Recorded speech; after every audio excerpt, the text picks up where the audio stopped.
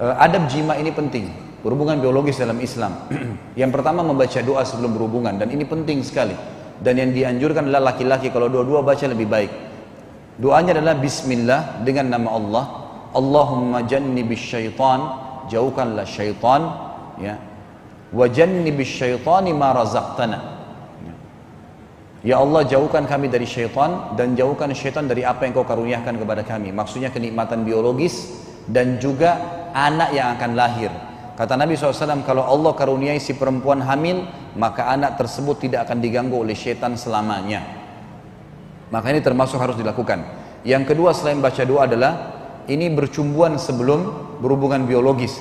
Kata Nabi SAW, bukan golongan kami yang tidak bercumbuan sebelum bersetubuh. Dan ini mungkin dalam ilmu medis juga sudah diajarkan orang menatap, mengucapkan kata-kata baik, ciuman, sentuhan, baru kemudian berhubungan biologis. Bahkan Nabi SAW memberikan isyarat orang yang langsung menggauli istrinya seperti hewan yang tidak punya adab dalam jima.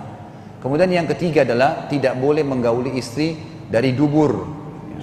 Ini semua permasalahannya Bapak Ibu sekalian karena kita belajar seksual dan biologis dari film porno. Saya sudah katakan dan sering saya ingatkan, jangan pernah nonton film porno, itu tidak baik.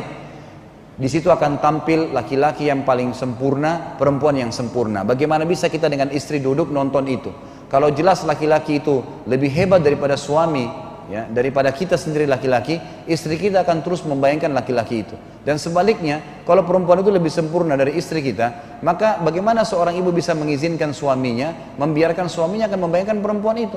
Karena pasti lebih segala-galanya, karena memang dipilih orang-orang tertentu, dan ini salah. Terlebih lagi adab mereka salah, mengajarkan orang untuk melakukan hubungan di dubur.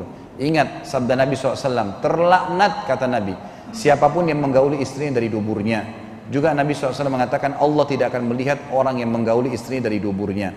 Kemudian juga yang selanjutnya adalah yang poin setelahnya, tidak menggauli istri pada saat haid dan nifas. Maksudnya meletakkan kemaluan di kemaluan. Ini disebutkan dalam Al-Baqarah urutan 2 ayat 222. Ini mungkin Bapak Ibu bisa kembali ke ayatnya saja. Yang jelas Allah mengatakan, ditanyakan kepadamu tentang haid, katakanlah haid itu kotor dan jangan kalian sentuh wanita di saat itu. Maksudnya meletakkan kemaluan di kemaluan. Tapi ada hadis Nabi yang bersabda, ya, bahwasanya kalau orang lagi haid istri dan nifas, lakukan apa saja selain persetubuhan. Artinya boleh melakukan apa saja, bersentuhan, berciuman itu boleh saja. Bahkan seorang istri bisa memuaskan. Onani dalam Islam haram kalau dilakukan sendiri laki-laki. Tapi kalau istrinya lakukan dibolehkan. Bahkan ulama membahas tentang masalah oral seks dibolehkan selama memang itu ada keridoan di antara keduanya dan bukan paksaan. Ini termasuk hal yang diingatkan. Sebagai penutup Bapak Ibu sekalian adalah sabda Nabi SAW, ingatlah manusia yang paling buruk kedudukannya di sisi Allah pada hari kiamat adalah manusia yang berhubungan biologis suami istri, kemudian si istri sudah membuka semuanya pada istri suaminya, keterampilannya, kemahirannya, kecantikannya, kata-katanya. Si suami juga sudah membuka semua kepada istrinya, kemahirannya, keterampilannya dan seterusnya. Lalu masing-masing menyebarkan rahasia kepada orang lain. Jadi ini nggak boleh. Allah murka dengan orang seperti ini. Kalau Allah kasih bapak-bapak istri yang Masya Allah melayani luar biasa biologisnya, tahan, tidak usah ceritakan. Karena kalau bapak-bapak cerita sama temannya, dan teman-teman bapak-bapak ini istrinya tidak begitu, apa yang terjadi? Dia akan berpikir untuk mengganggu istri kita. Karena dia tahu ini orang punya kelebihan. Begitu pula ibu-ibu kalau ceritakan pada teman-temannya, suami saya begini, suami saya begitu, ya suami mereka tidak begitu, maka mereka terpikir untuk mengganggu suaminya, gitu kan? Karena memang suami dia tidak seperti itu. Maka jangan diceritakan masalah ini, dan ini penting sekali. Makanya Nabi SAW melarang masalah-masalah seperti ini. Baik, mungkin ini insya Allah kita bisa sampaikan.